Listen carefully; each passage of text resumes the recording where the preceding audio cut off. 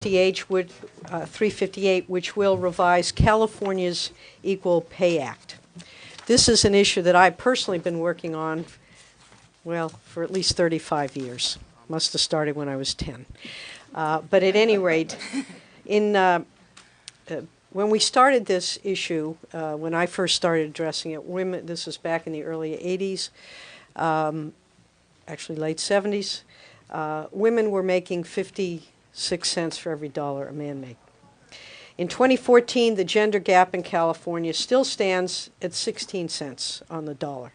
Now, that's an improvement, but if you're a woman and a man doing comparably the same work, or relatively the same work, or substantially the same work, or actually the same work, there's something wrong with the fact that women are going to get paid 16 cents less for every dollar that a man makes. A woman working full-time, year-round, earns that average of 84 cents. And the gap extends across almost all occupations reporting in California and is far worse for women of color.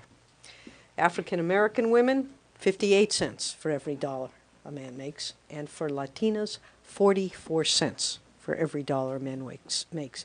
That is indeed the worst in the country, and even worse in Texas. Now, while the state's overall wage gap is slightly lower than the national average of 78 cents to the dollar, the persistent disparity in income still has a significant impact on the economic security and welfare of millions of working women and their families. Collectively, working women who work full-time in California lose approximately $33.6 billion a year off the table, off their ability to provide food and shelter and clothing and discretionary spending that would otherwise go into our state's businesses and promote economic opportunity. We have had on the books laws prohibiting gender-based pay discrimination since 1949, and yet we still have this enormous disparity. And so I have here with me two witnesses, Aileen Rizzo, who has a first-hand account of the continued wage discrimination problem in California, and then Jennifer Reich with Equal Rights Advocates, who are also co-sponsoring the bill, and also our package of bills of the Legislative Women's Caucus, of which fair pay and job opportunity is one of our four principal tenets. Good morning, Mr. Chair and members of the committee. Thank you for this opportunity to share my story with you today. Forgive my voice. My name is Aileen Rizo. I'm a mother of 3 daughters and the sole breadwinner of my household. I have worked in math education for approximately 19 years and have 2 master's degrees, one in educational technology and one in math education. My professional title is math consultant, and I currently work for Fresno County Office of Education, which is under the leadership of Superintendent Jim Yovino.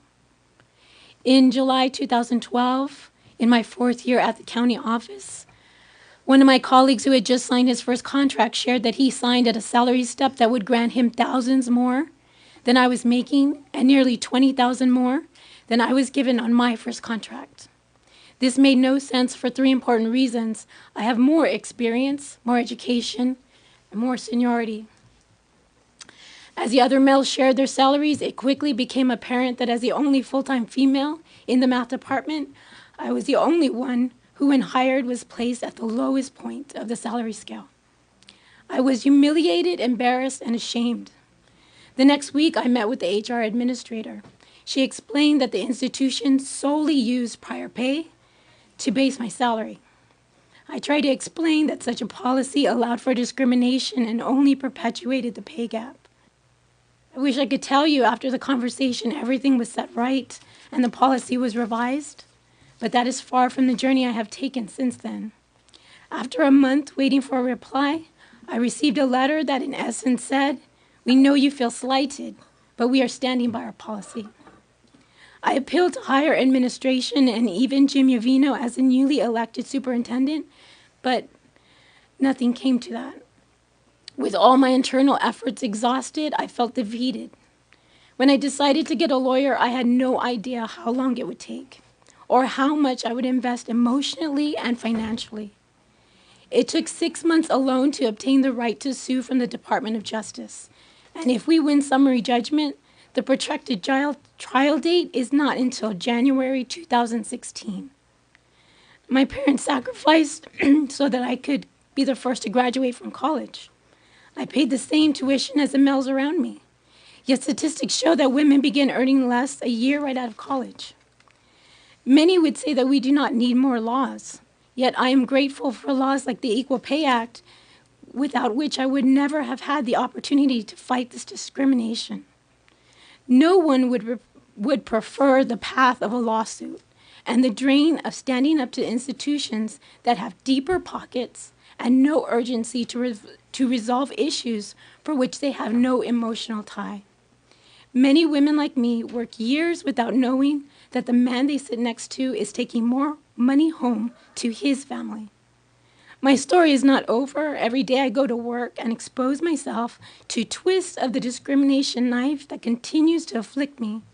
Praise for work well done, requests for work that I am more highly skilled to complete, and statewide recognition for my expertise is tainted with this reality.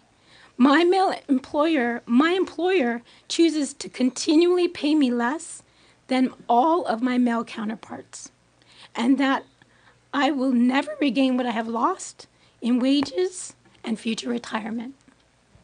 Thank you for sharing your story.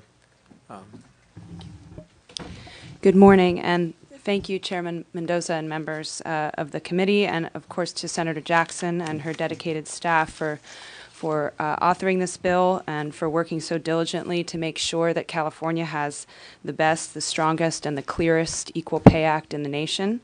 My name is Jennifer Reich, and I am the legal director of Equal Rights Advocates, which is a nonprofit organization based in San Francisco, one of the sponsors of SB 358, the California Fair Pay Act. And the mission of my organization is to protect and expand access and opportunity for girls and women in education and employment. For the past 40 years, ERA has led efforts to secure and advance the civil and economic rights of women in the workplace, including the right to receive equal pay for equal work. We have worked with dozens of partners at the state and national level to analyze state and federal equal pay laws, track how they've been interpreted and applied by the courts, and identify the barriers to enforcement that are hampering their effectiveness in eliminating pay discrimination and narrowing the persistent gender wage gap. Through our free advice and counseling service, ERA hears from hundreds of women each year who are facing discrimination and other unfair conditions and practices at work. Most women who call us know little about their workplace rights and often lack the information and the means to demand that those rights be respected.